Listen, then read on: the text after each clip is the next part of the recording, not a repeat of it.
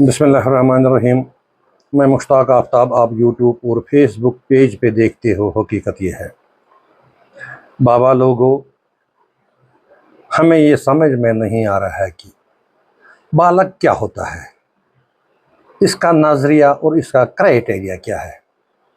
किसी घर में जो इस घर का ख़ानदान का बुज़ुर्ग होता है, वो सब अपनी फैमिली मेंबरों को बालक समझते हैं और कहते हैं, गर्चा कोई उस फैमिली में कितना ही अजीम, चालाक और बहादुर क्यों न हो, फिर भी उसको बालक ही समझा जाता है।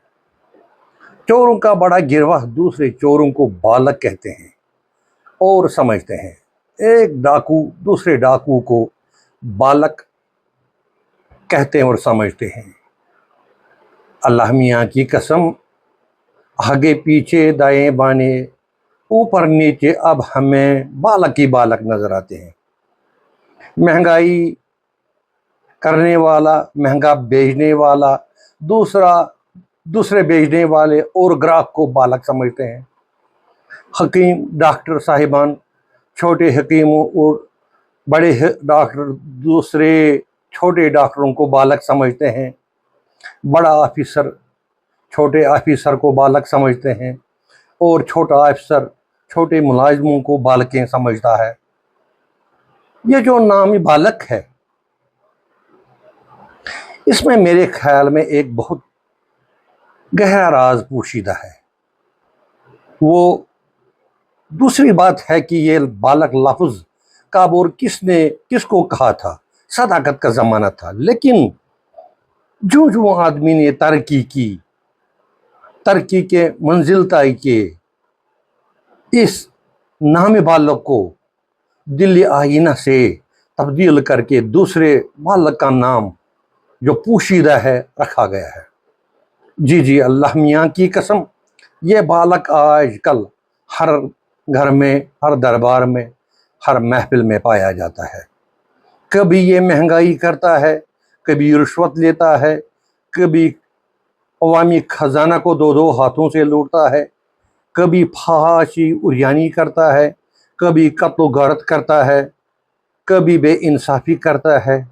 ऐसे में जो बालक नहीं है, वो इस ज़माने में कहाँ जाएंगे दोस्तों। हाँ, यहाँ तक कि इस बालक को अपना पराया, खोटे खरे, रकीब व रफ़ीक की पहचान भी गुम हो गई है। आजकल के सियासतदान भी किसी से कम नहीं। बड़े सियासतदान दूसरे छोटे सियासतदान को बालक समझते हैं।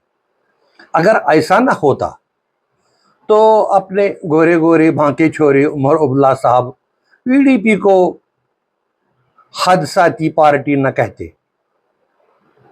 इसका मतलब यही है कि वो पीडीपी और मुफ्ती महबूबा को बालकी समझते हैं। और दूसरी बात है कि इसी पीडीपी ने एनसी के दर और दीवार पिछले इलेक्शन में हिला दिए। इतना ही नहीं, बल्कि गुलाम नबी आज़ाद साहब ने भी कांग्रेस को बालक समझकर छोड़ दिया। उसको यकीन कामिल था कि इसके बगैर कांग्रेस की नैया पार नहीं होगी। ऐसा होता है कभी कभार कि अपने आप को बड़ा अक्लमंद जो समझते हैं, दूसरे को बालक और कमतर समझते, और उनको वो महंगा पड़ता है। पिछले 2 सालों में अपने प्यारे प्यारे राहुल गांधी जी भी कभी यात्रा, कभी पद यात्रा, कश्मीर से कन्याकुमारी तक जो किया, इसका फल तो यकीनन उसको हाल ही में पार्लियामेंट इलेक्शन को मिल चुका है। लेकिन फिर भी न जाने मोदी जी राहुल गांधी को बालक बुद्धि क्यों समझते और फरमाते नजर आ रहे हैं।